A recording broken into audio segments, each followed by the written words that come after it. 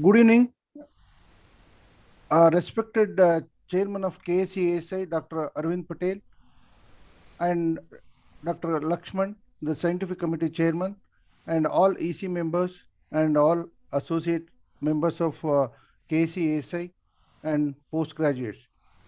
Today, we have start to begin with the Journal Club, the third Journal Club of KSESI for this year. And it's going very interestingly, and people have come forward, and also next mortality meeting also the people have come forward to do uh, from our college. So it's very nice.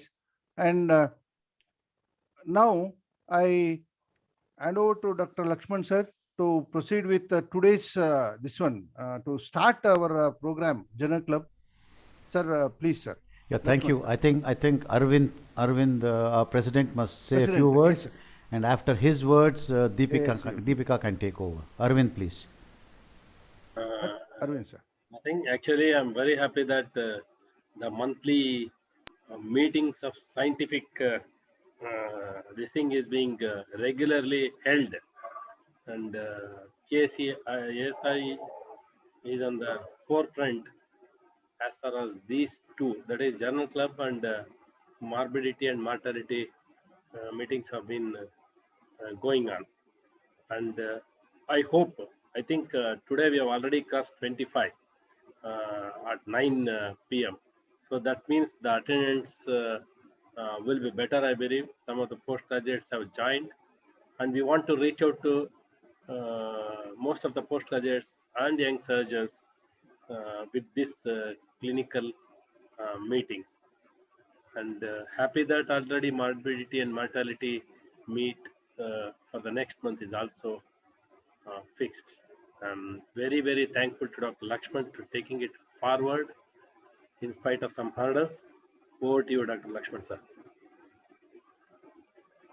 Thank you. I think without much ado, I would like to jump into the actual presentation. I will say one or two things. I would like more and more colleges and heads of departments to please come forward and use this opportunity to do perhaps a slightly newer way of conducting, under conducting a journal club or a morbidity mortality meeting. But I can assure you that the students will enormously benefit with this kind of activity. It will help them critically appraise papers and become very good evidence-based surgeons, and that is the goal of all surgical training. I now hand it over to Deepika to start the presentation, and Professor Chandrasekhar will be the moderator. We are here if something is required, if a specific question is asked, we will certainly chip in and help you out.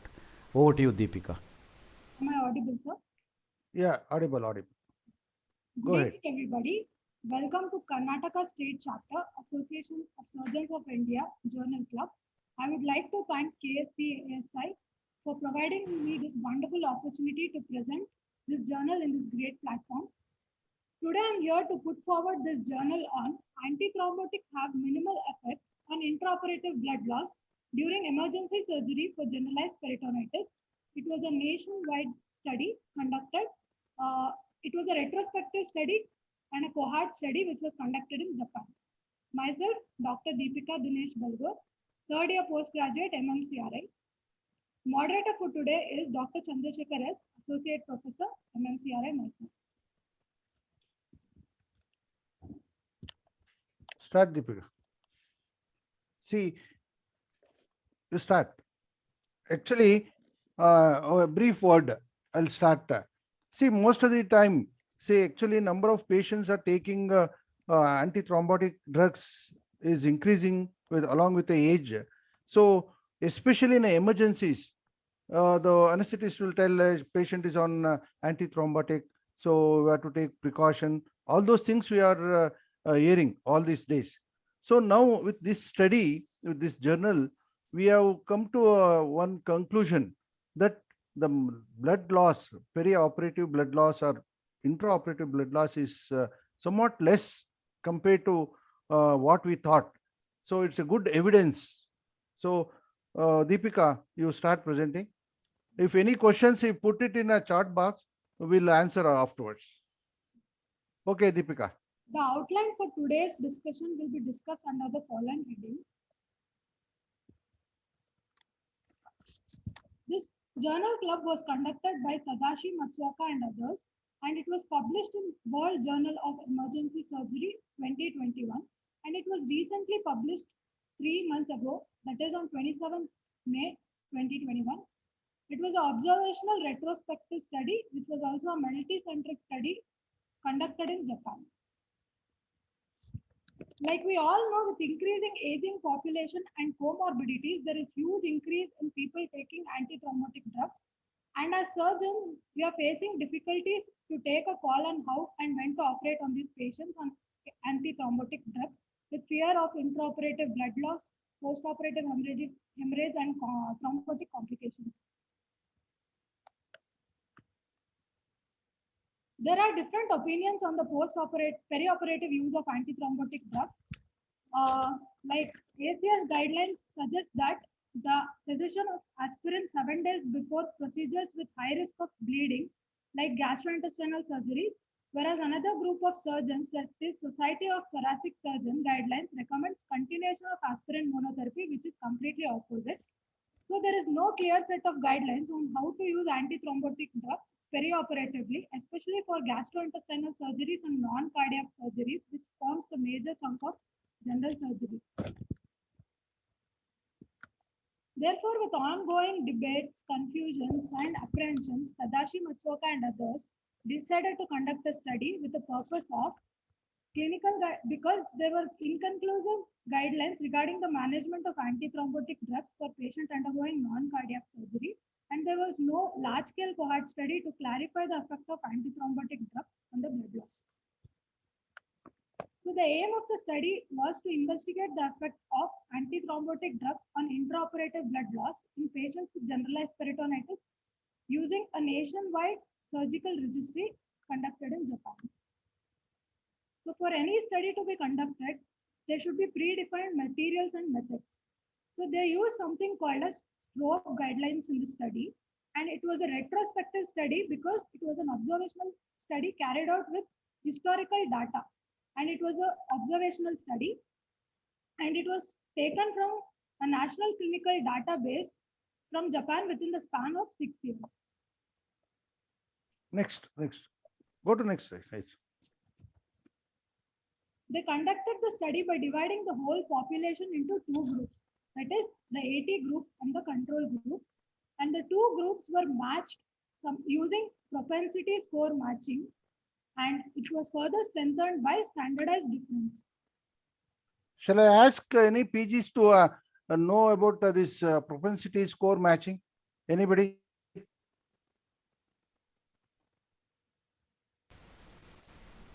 Hari, you're supposed to come in. Yes, Please come in. yes, And yeah, and yes. we Sir, will good have evening, sir. one more person coming in. Who would it be?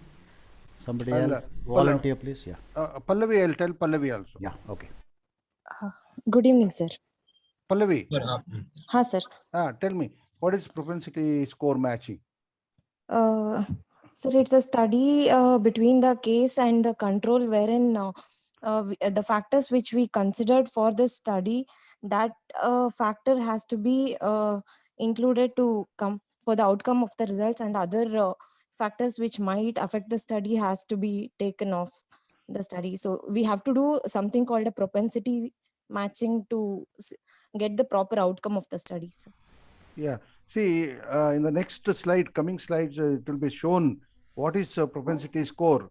And Yes, sir. Ariana, Yes, sir. Ariana, will Sir, you tell about strobes? What is strobe? Can you make out? Can I answer that? Sorry, sir. Strobe, I don't know. you didn't catch it. A strobe study, that is strobe guidelines. No, sir, not much. Okay. Next, I will tell. Deepika will brief about it. And standardized difference, Vinny, can you tell? Chip in, Vinny. Anybody for that matter, any pages. What is standardized difference? By doing a propensity score matching, Hello. we'll come to a conclusion that the standardized difference will be very less. So that gives a accurate figures. That is also will be shown in the next slide. So just I wanted to ask you people whether you have gone through the journal which was posted in the website, sorry, in our Hello. previous. Vinny. Sir, good evening, sir. Yes. Sir, standardized difference after the propensity score matching is done, the lesser the difference, the value of the difference we get, sir, the more accurate study is said to be. Sir. Yes, yes. Between the two groups, the lesser the value Yeah. of difference. Yes, it will be shown with the example in the coming slide. So continue, Deepika. First, the whole population was divided into 80 group and the control group. They defined something called inclusion criteria and exclusion criteria beforehand to choose the cases and controls. Here, the inclusion criteria included the patients who underwent surgery within the span of those 6 years in Japan for generalized peritonitis in emergency basis, and they divided into 80 group as patients who are on antithrombotics, irrespective of antiplatelets or anticoagulants, but they did not consider if they were on antidotes. And they took control group as patients not taking antithrombotic drugs. And they excluded people with missing data about the age, gender, and the people who use of antithrombotic drugs and intraoperative blood loss, because the statistics was mainly based on these data. And if they were missing, and it would make less significant. And less frequently performed procedures were excluded, and it is not specified in the study. Highly invasive or double major procedures like gastrojejunostomy and or with jejunostomy or gastrectomy with gastrojejunostomy were excluded, and surgery for trauma was excluded. Surgery for non-gastroenterological disease were also excluded in this study. Deepika, just a minute. Audio little.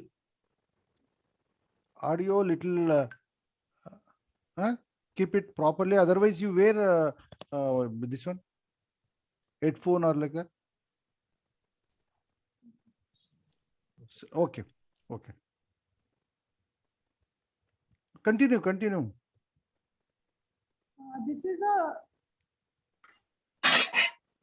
This shows that 75,000 odd people were included in the study, among which 5,000 odd people were excluded.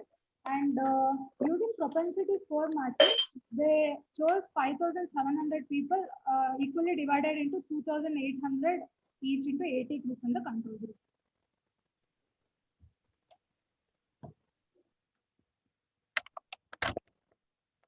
The primary outcome and the secondary outcome were predefined in the study. Am I audible, sir? Yeah, no, nice. You should prepare for that also. Good now. The primary outcome and the secondary outcome were predefined in the study. The primary outcome, they defined it, they wanted to know about the intraoperative blood loss between 80 group and the control group before matching, and intraoperative blood loss between the 80 group and the control group after matching. They also wanted to know variable importance, that is the confounding factors, how it had effect on the outcome, that is the blood loss. They wanted to know each confounding factor, how it impacted on the blood loss. The secondary outcome were defined as severe intraoperative blood loss more than 1000 ml and transfusions in the perioperative period, bleeding or thrombotic complications, the mortality caused during the surgery or duration of surgery, hospital stay in the ICU, or infectious complications. They wanted to compare all this between the 80 group and the control group.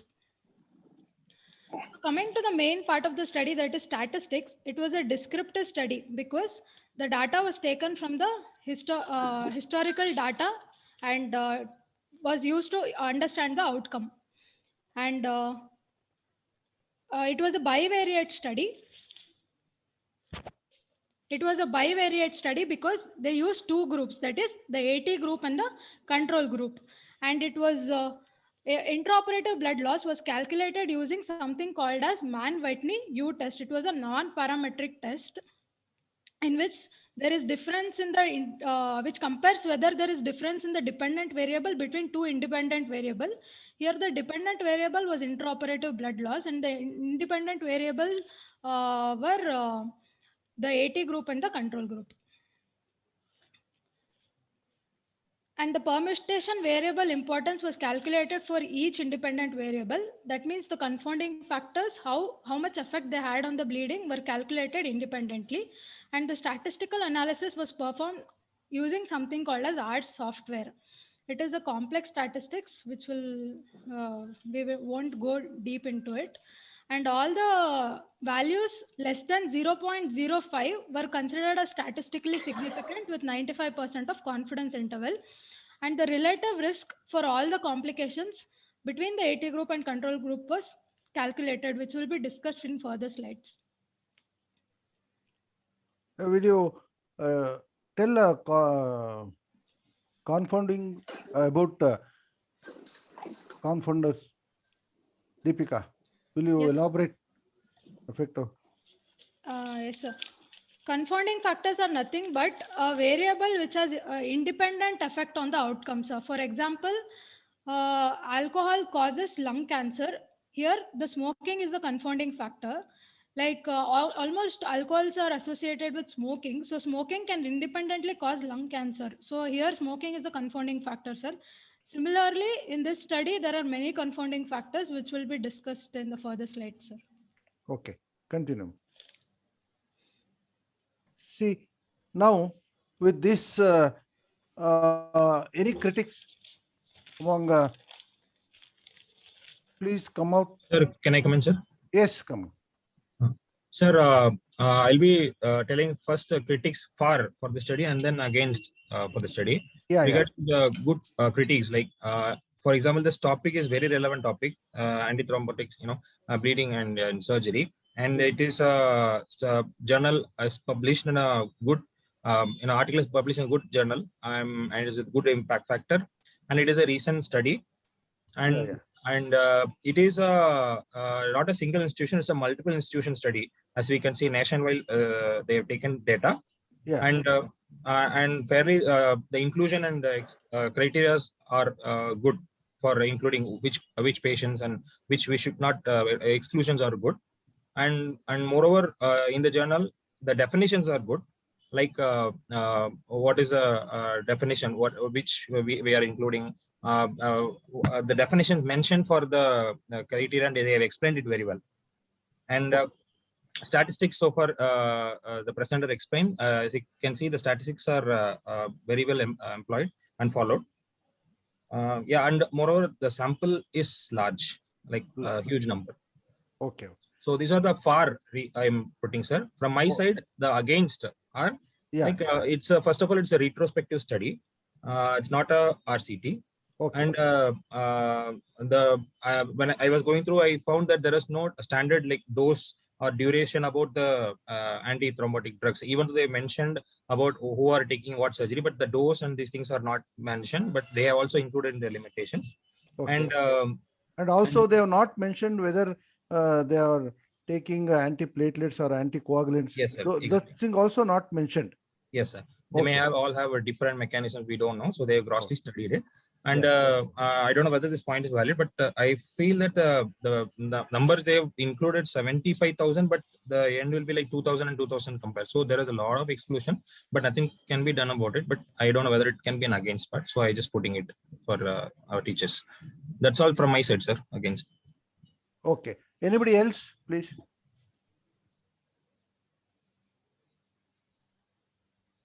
Anybody? So go ahead, Deepika, and you have made a chart also. You will please show it. For yes. Yeah. Sir, can I come in? Yeah, come in. Ravi Shankar, sir, please, sir. Yeah. See, I think Hari made a valid point about large number of patients, but the thing is, ultimately, this is the importance of using propensity score matching. For you to come to a reasonable conclusion, you should include patients who are matched equally. So I think when they have done that, because this is a retrospective study, if they had done a prospective study, it would have been different. They wouldn't sir. have excluded so many people. Yes, Because sir. it's a retrospective study, they have applied certain principles to make the two groups that are being studied equal in terms of the distribution. Yes, That is sir. why they have done the propensity score matching, and hence the numbers are 2000 or 2500 in each group, which Okay, you sir. cannot criticize that as a negative point. Okay, sir. Okay, sir. Take it. Okay. Thank you, sir. Thank you, sir. Actually, out of 75,000 patients, they have taken only 2,000 hard, 2,500, 2,600 odd patient means that it's almost like screening out for a similar this one. Very nice. Okay. Deepika, Yes, sir. on your view on this critics. I would say good thing about this journal is that it is a relevant topic because we come across these challenges as a surgeon in a day-to-day life. And it was a recent paper. It was done just 3 months back. So it was a recent paper. And it is taken from National Level Registry of Japan, which is a quite reliable source, I would say. And the journal with a good impact factor. And it had a very large sample size, and it was of level 2 evidence because it was a cohort study next to RCT, sir, and it followed stroke guidelines. Then it was, I would also say it was good because it was approved by ethical committee of Saisikai Utsunomiya Hospital, and all the inclusion and exclusion criteria were well defined before conducting the study, and primary and secondary outcomes were also well defined before conducting the study, sir. And covariates or confounding factors were well considered into two groups, and they were balanced using propensity score matching and standardized difference. So these were good things about the study. But not so good about the study was that it was a retrospective study, sir. And blinding was not done, and the observers were not defined in the study. And it was a multicentric study, so that would become a relative limitation. And other comorbidities affecting the blood loss, like bleeding disorders, hemophilia, were not all specified in the study. And there was no clear difference between the usage of antiplatelet or anticoagulant. They just told antithrombotics. And we don't know the adherence of the patients on the treatment. So therapeutic blood levels of antithrombotic drugs during the time of surgery was also not mentioned during in the study. And antidotes like vitamin K, protamine sulfate, nothing was mentioned in the study. So these were not so good about the study, sir. Yeah. Next. Continue. Like we rate different things online, impact factor of a journal is a rating given to a journal. So to see how reliable or good is the journal, we calculate something called impact factor, and it is also used to compare two journals. So for example, impact factor of a journal for 2008 depends on the publications they produced in 2016 and 17. It is given in this table. 2000 impact factor of 2018 is equal to citations of 2018 divided by papers published in 17 plus 16. Here, World Journal of Emergency Surgery is having impact factor of 4.1, which is pretty much good compared to the British Journal of Surgery, which is 5.8, sir. So that means it has a good impact factor of 4.1. Yeah, yes, sir. Okay. Strobe guidelines, please. STROBE is strengthening the reporting of observational study in epidemiology. It is a guidelines with 22 checklists which are followed during conducting the observational study to standardize the studies, like combined study, cohort study, case control study, cross-sectional study, which are all observational studies, are conducted using these guidelines to make it more standard. Okay. Propensity score matching, like in prospective study, we can decrease or reduce the bias by randomization or blinding. Since it was a retrospective study, we had to do something called they had to do something called propensity score matching. Here in the, like in this figure, we can see the population were having a varying characteristics. So they selected few people taking antithrombotics and they matched similar characteristics and reduced the confounding factors to make the data more significant and less skewed.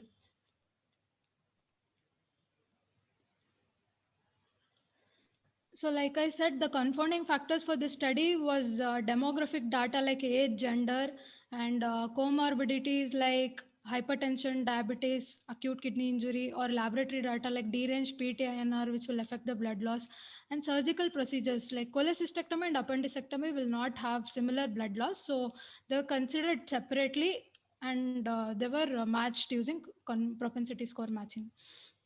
And they defined sepsis and septic shock as based on sepsis 1 definition, which includes sepsis plus SIRS.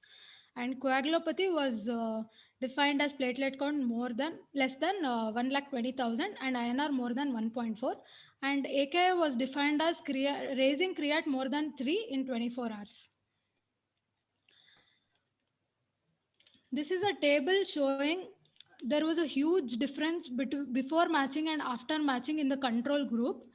And many confounding factors in the left hand side were considered like comorbidities, past intervention history, activities of daily living, pre-operative state, performance state, type of surgery, and surgical approach.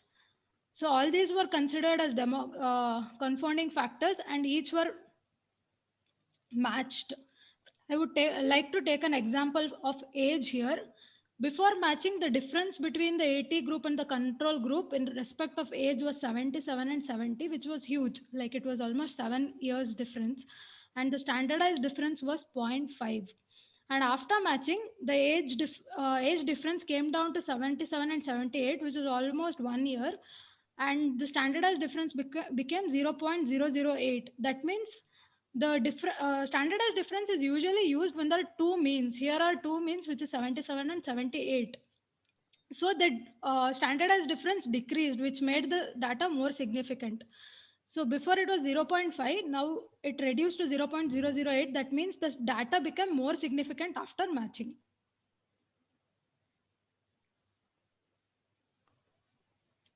So coming to results, like they had previously determined primary outcome and outlined primary outcome and secondary outcome.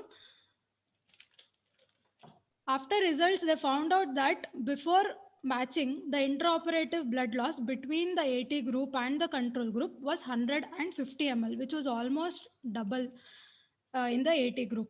But after matching and removing all the confounding factors and doing the standardized difference, everything, they found out that the difference between the AT group and the control group was just 170 ml, which is still statistically significant, but less clinically significant compared to before matching. And also even clinically, 30 ml of blood loss wouldn't cause shock. So, and in this table also, they are trying to say the same thing.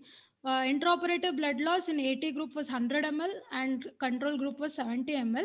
With 95% confidence interval, the adjusted ratio or odds ratio was found to be 1.3, which says that AT group people had 1.3 times more chance of bleeding than the control group.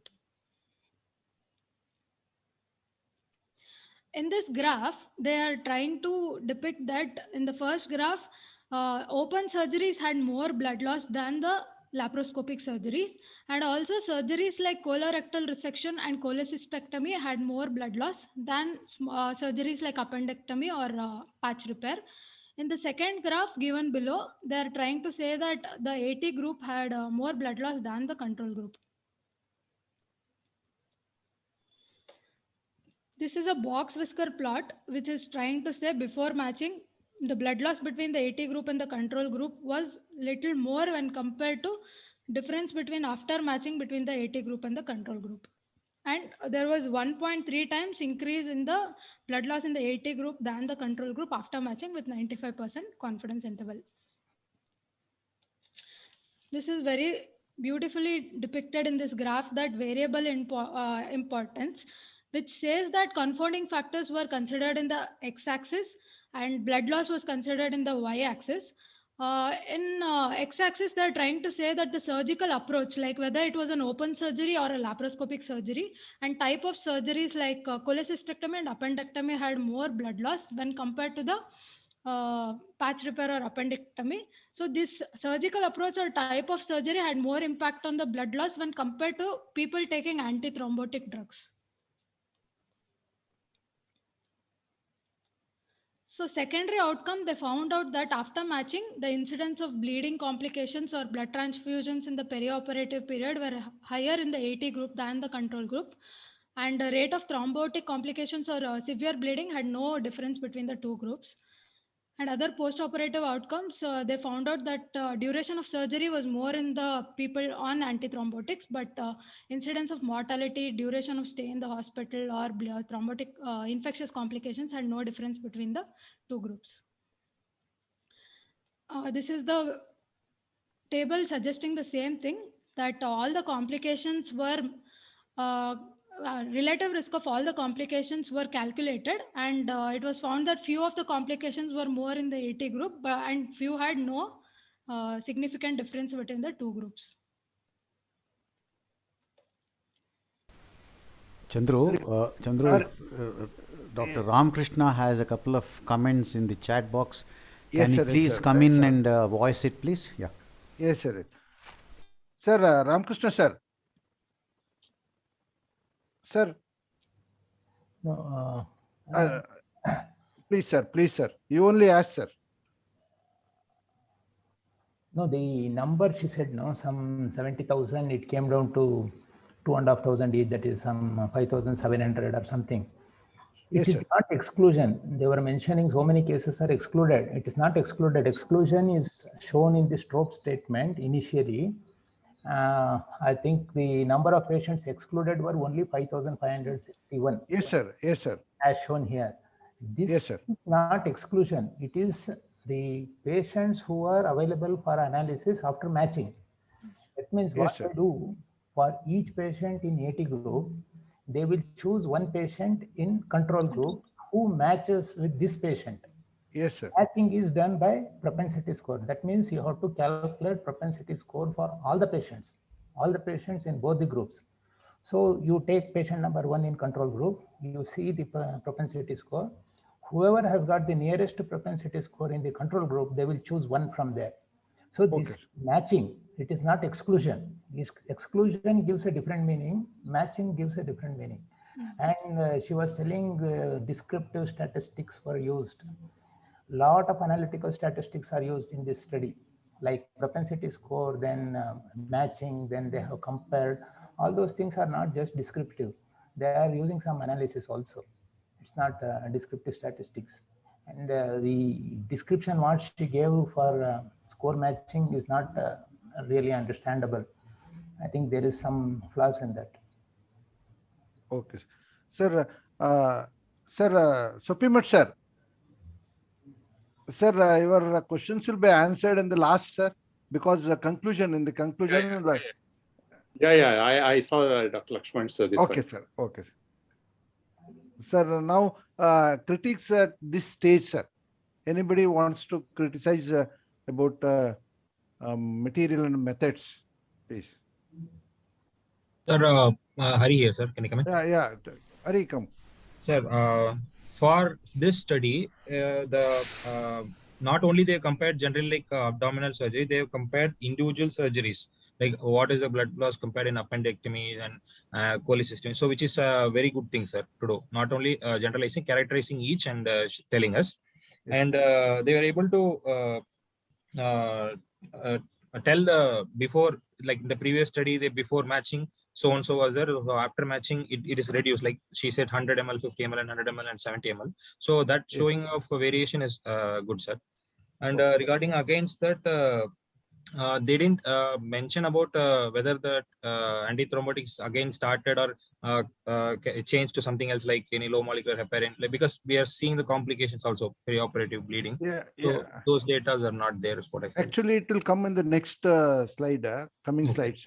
Actually, they have not done, they have not shown that bridging of heparin when they are doing the surgery and all. They have not done it. That is one thing. It will come in the next slide. That's also, yeah. Okay. And the loss also, they have not mentioned how they have separated from, if a patient is having usually it will be done in emergencies, especially in a peritonitis. So they have taken it as a standard, this one, in emergency gastrointestinal surgeries, especially in a generalized peritonitis. So blood loss, how they would calculated when there is ascites associated with ascites. They have not, so how they'll separate blood from ascitic fluid and all those things, little drawback, I think.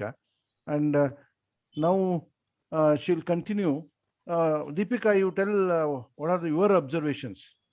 Yes, sir. I would, good things about the study that it was relevant statistics were used, and p-value was kept at less than 0.05 with 95% of confidence interval, which is a good thing. And the study was comprehended by well-populated database, and the funding was done by Japanese Society of Abdominal Emergency Medicine, and they had no role in the study. And the graphs, tables, and statistics which were used in the study represented the data and also pretty much did justice to the aim of the study. And not so good about the study is that the choice of procedure depends on the individual surgeon, and they might have chosen the non-invasive procedures, like less invasive procedures to do on patients already taking antithrombotic drugs. So that might have underestimated the results. Sir. And they've not clearly mentioned how they have quantified the blood loss. So that is also not so good about this study.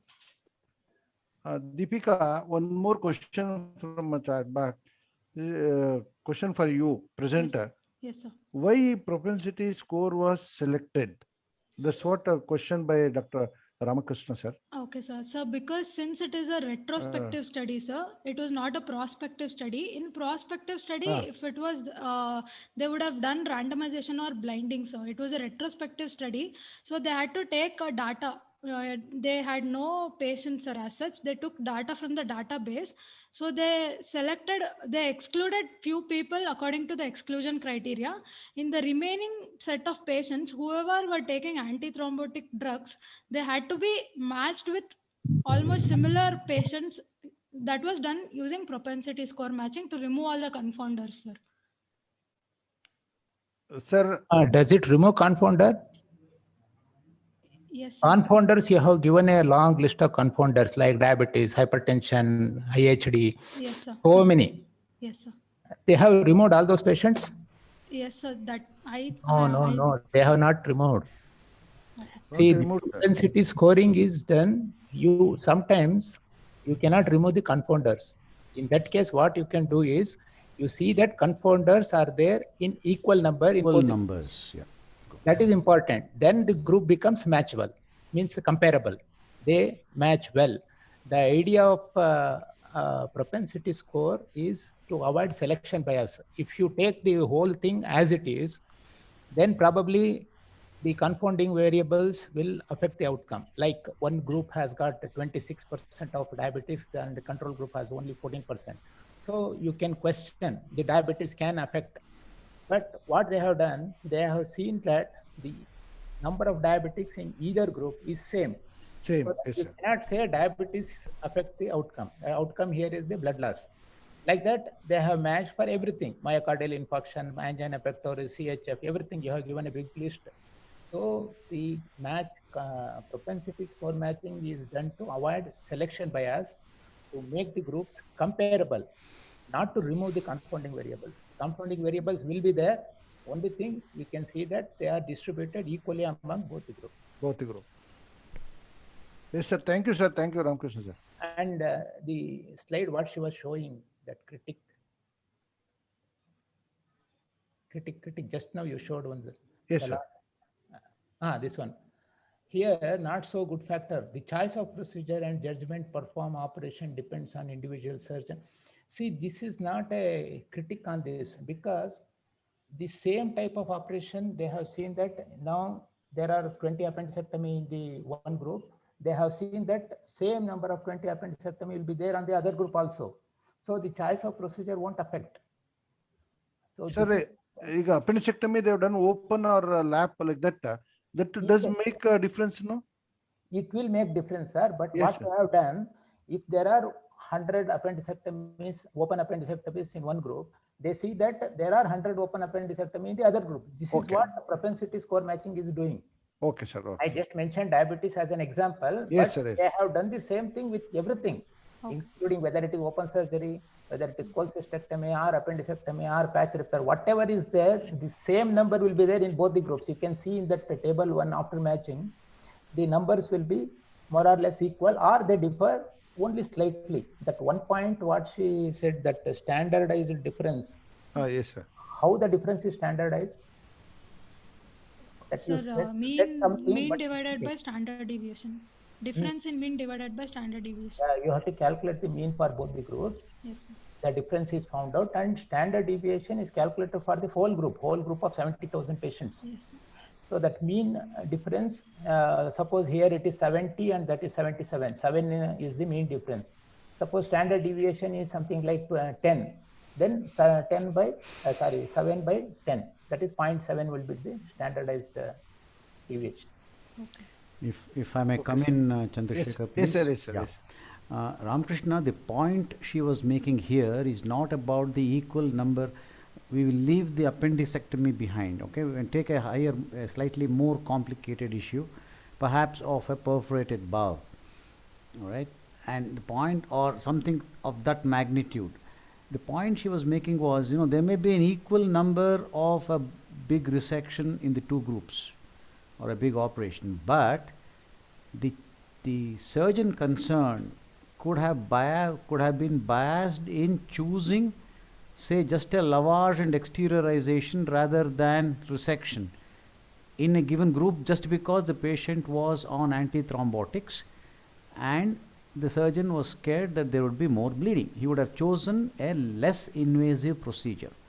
Now that is not reflected in the database. It only says what operation the patient had and doesn't decide what the indication was or how the choice was made. That is the point that she was trying to make.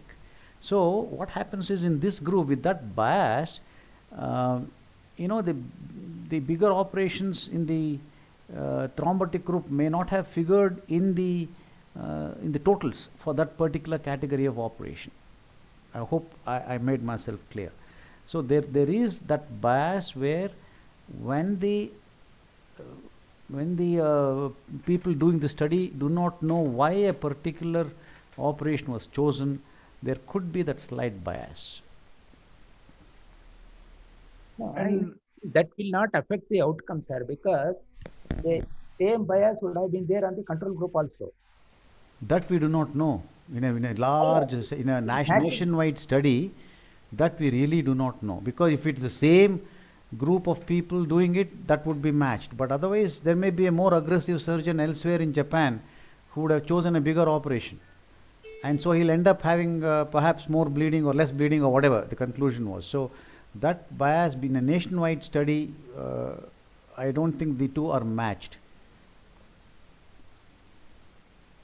Be it as it may, let us go on. Yeah, the audience can take their call on it in the end. Go on. And also one more thing, Deepika, you are told in the exclusion, the surgery for trauma is not taken. Why they have excluded? Any ideas like that? What might be the cause for that exclusion? Trauma surgery, emergency surgery, no? Maybe because the trauma. Even in trauma, blunt injury abdomen may cause your perforation, intestinal perforation, and Yes, cause a sir. peritonitis. Yes, So sir. why they have not included that? So maybe because there's something called trauma-induced coagulopathy, sir. It will release tissue thromboplastin, which is a procoagulant, and it might overestimate or underestimate the results. So they did not consider trauma, and they wanted to mainly focus on the gastrointestinal surgery because there were no recommended guidelines for gastrointestinal surgery, sir. Okay. Sir, Lakshman sir, anything? Sir, can I come in? No, duration of the surgery is being increased. That's what is being mentioned. Yes, sir. Duration of surgery. Yes, sir. Was it significant?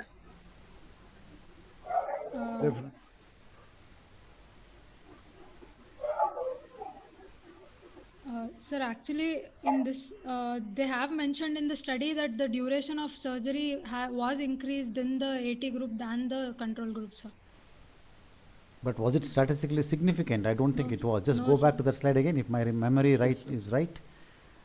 Duration of operation is not significant. Not statistically There's a significant. slight difference, but it's not significant. Yes. Yeah. No, regarding trauma, yes, that is Deepika is right. I think trauma itself can cause coagulopathy, and that's why they wanted to exclude that. Their focus was on GI surgery. Can I come in, sir? Yes, sir, yes, sir, please. So other problem would have been if, for example, there was a blunt up trauma and there was liver injury or splenic injury, and that blood loss is already there. So that again will muddy the waters, and they will not be able to differentiate whether the bleeding that happened before during the process of trauma and during surgery. It's very difficult to differentiate the two. Absolutely, yeah, Yes, certainly. sir. Yeah. And Deepika, one more thing you said, that multi-center study is a disadvantage. Yes, sir. Actually, in the general parlance, I think multi-center study, when it is done prospectively with a preset protocol, is actually desirable compared to a single center study. Okay, so I thought that multi-center, all the centers may not have similar facilities, sir. So like our tertiary care hospital, like No, but that is when they use the propensity score matching to differentiate. So I don't think multi-center study is never a disadvantage. But though in retrospective it may, as you said, it may be, but in prospective study it is actually a good thing to have a multi-center study with a preset protocol and a proper monitoring of the study also in across the board. okay, sir.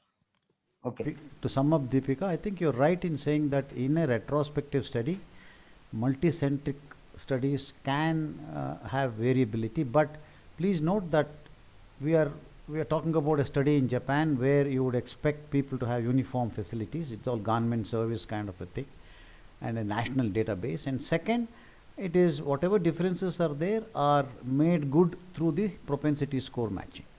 Okay, so in this particular study, multi-center, it being centered is not a big disadvantage, not a disadvantage. Okay, yeah. Sir, one more question from Nas madam. This being a retrospective observational study, would you estimate the blood loss be so accurate? Blood loss be so accurate, considering that this was not initially the study. This was a question by Naz madam. Deepika. Sir, I have mentioned that not so good thing about this study is that they have not clearly mentioned the quantification of blood loss. They have not mentioned in the study how they quantified and how they separated the blood loss from ascitic fluid. They've just told it was MOP were pre-weighed and post-weighed, and the suction fluid and the ascitic fluid were subtracted, but they have not clearly mentioned how they did it, sir. And it was a multi-center study, so adherence to the protocol would have been different in different centers. So that was a not so good point about the study, sir. Madam, Naz madam, please. Naz madam. Yeah. Good evening, everyone. Yeah. I was just wondering like how they would have quantified the blood loss. Yes, Because madam. then even with the way the mops will be having so much of ascitic fluid. Yes, ma'am. So much of, and then second point is peritonitis itself causes coagulopathy. So I was really wondering if this was a valid study or not. That was my point. Ma'am, as we have been saying, there is the same peritonitis in both groups. Okay, So that won't be confounding. It is a valid study. And yes, they have mentioned the standard protocol of measuring blood loss, which is, weighing the MOP and looking at the suction. Yes, there can be other than blood, other intraperitoneal fluids. But I again make the point that Ramakrishna has made before. It would be equally applicable to both groups. Right? To reduce bias, I am just repeating what Ramakrishna has said because I think the postgraduates must understand.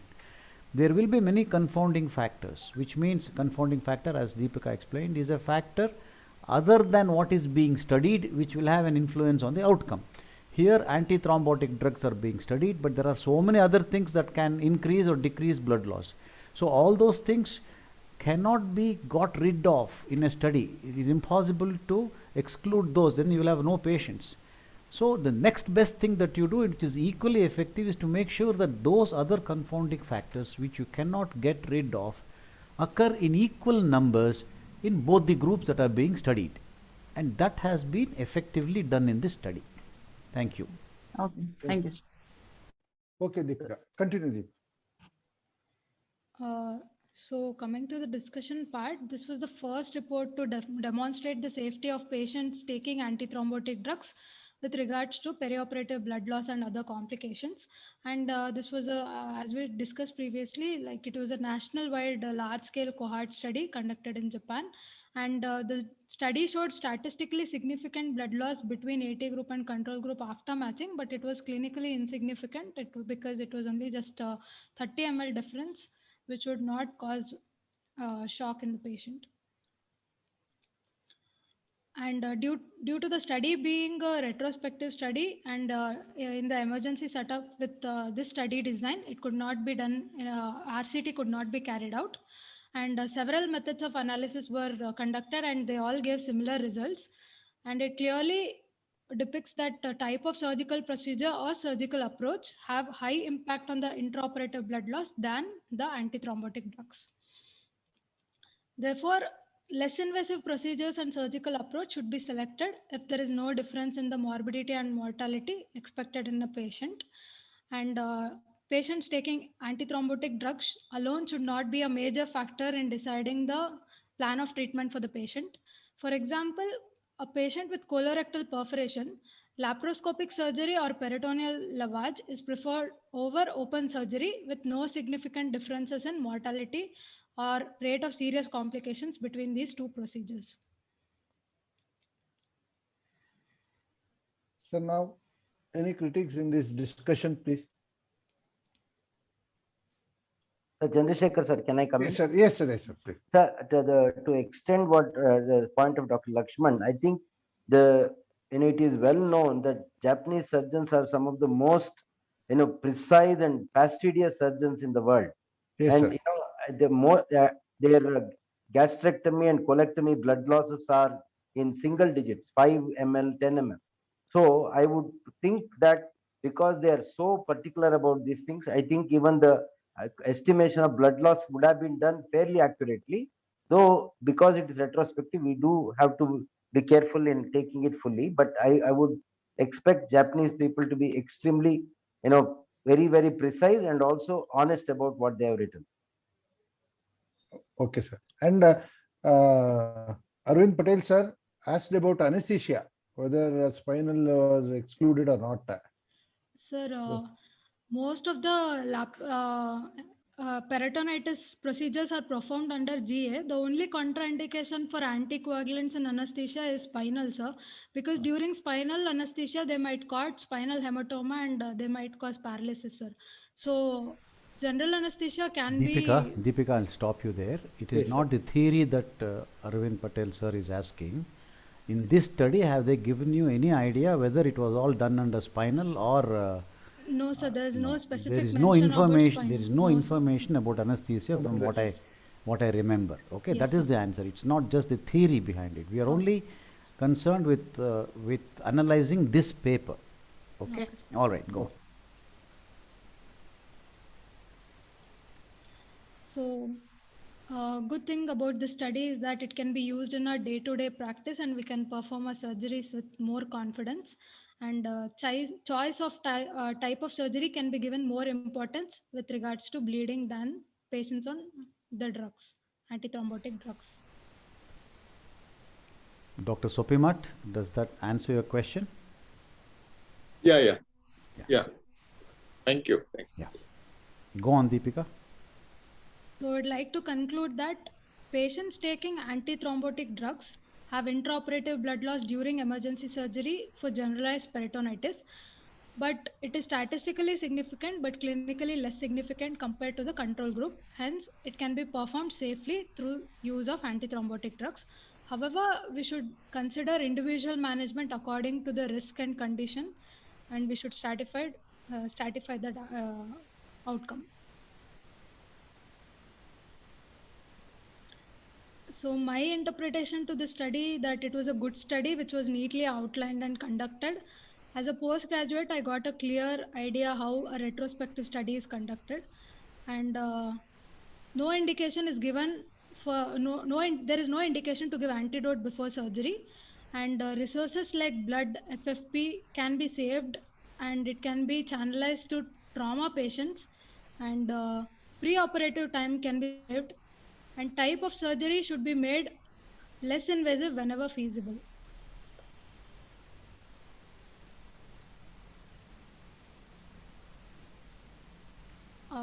Like this study was conducted on emergency surgeries. There was another study conducted by Takahisa and others for elective gastrointestinal surgery. It concludes that it can be safely performed in patients receiving direct oral anticoagulants without heparin bridging.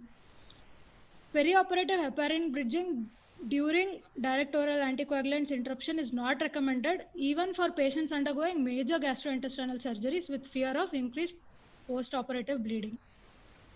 That's what, Deepika, one of our PG asked this question, Yes. whether they have been changed from oral to some injectables like heparin. So it was not recommended in study. Yes. That's what, sir, Ravi Shankar, sir, please.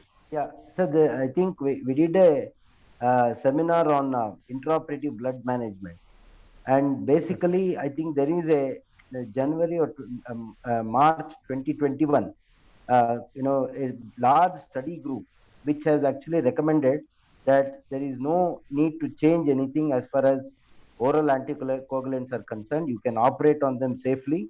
And again, there is no indication that there is any significant difference in bleeding between patients who are on anticoagulants and who are not on anticoagulants.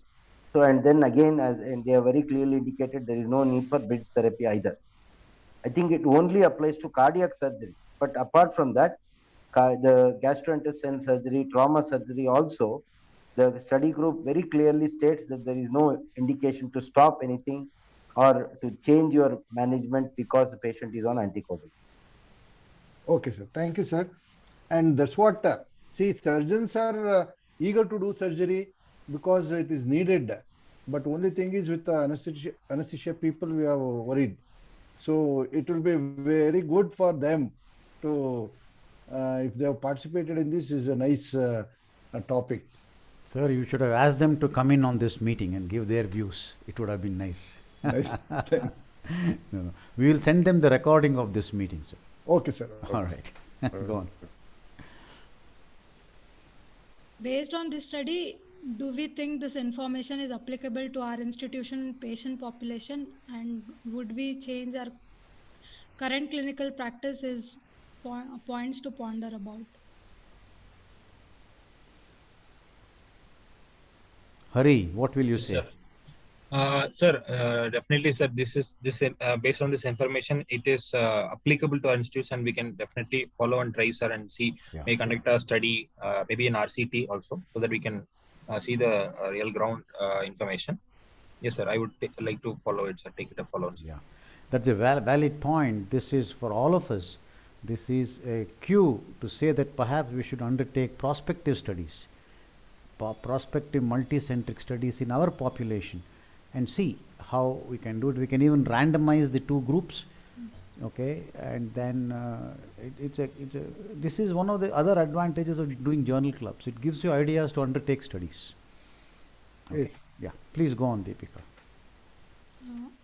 Finally, I would like to thank KSCSI for. 1 minute. Before that, Sir Ramakrishna sir has asked Yes. to all seniors, do you stop or not from here onwards? There is a question. That means will you stop anticoagulants or antithrombotic or not? That's what question from Ramakrishna sir. Please, seniors. Sir, if I may chip in, Yes, sir. I have never been bothered about antithrombotics for doing for doing even forget about emergency for even doing planned surgery, because there are many studies which have shown that other than in ophthalmology and in neurosurgery, these two are critical areas. For general abdominal surgery, it is not very significant. It has been shown. So I usually don't do it, but as you quite rightly said, some of our anesthetic colleagues and many times our physicians are very concerned about it, and they say, they in fact put it in writing that this should be stopped for 5 to 7 days. And once they do that, I would not blatantly violate what they have said. So in only such limited situations, I actually stop. Definitely, there is no doubt that if somebody is on aspirin, you can do whatever you want in the abdomen. Okay.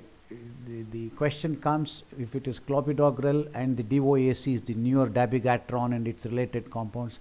If that happens, if it is not urgent, perhaps to play safe, it may be good to wait for 5 days without bridging heparin therapy and then do the operation. But if there is even a semi-emergency indication, like a painful irreducible hernia, it need not be strangulated. Painful irreducible is good enough for me to go ahead and solve the problem. That's not an issue. Yeah, that's Others what to comment, please. Yeah. Nishant also has told, except in neuro, uro, cardiac and ophthalmology surgery, other places need not to stop. And what is the safe prothrombin time level, please? Arvind Patel sir asked. So they have less than 1.4 they have mentioned. 1.3 is the accepted thing now. Less than 1.3. So Dinesh sir had his hand up, sir. Chandrasekhar. Sir, Dinesh sir. No, sir. I am with Dr. Chandrasekhar, treasurer. So he just wanted, because we both follow the same result, sir. Okay. So he wanted to make a comment, sir. All right. Sir, can I come in? Yes, sir. Yes, sir. Please. Sir, Shankar, sir, the first thing to say is, Deepika, you have presented very well. All points were very Muted, sir. Sorry. Sir, unmute, sir, please. Yeah. Okay. Sorry, please. Yeah, Deepika, your presentation was very good and very precise, and you lucid. So if it is your first journal club, you have done brilliantly. Second thing is, Dr. Chandrasekhar sir, the other thing, in the consensus paper that I quoted, the use of pause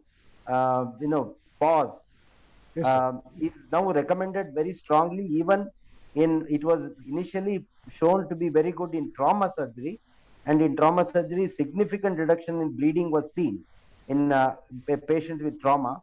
But now it is now recommended that it be used even in elective surgery with very good results in terms of reduction of bleeding. So if you are worried about bleeding in patients who are taking all these things, you don't have to stop it, but you can give them 1 gram of pause. It is tranexamic acid, antifibrinolysin. Yeah. Antifibrinolysin. I didn't get that word, so that's why I added in. Yeah, please go ahead. Yeah. So pause is recommended very strongly, as it's a level 1A evidence to recommend use of tranexamic acid, but again level 1A evidence to not stop any anticoagulants.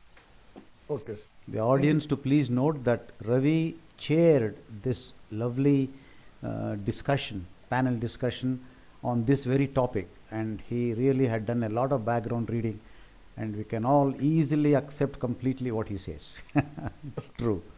Yeah. And Chandrasekhar?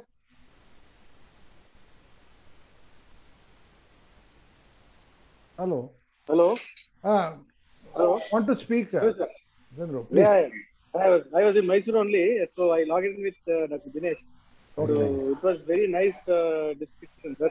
So happy to be the part of this discussion. Okay. Thank you very much, sir. Sir, before you conclude, if I may say, I strongly second what Ravi said.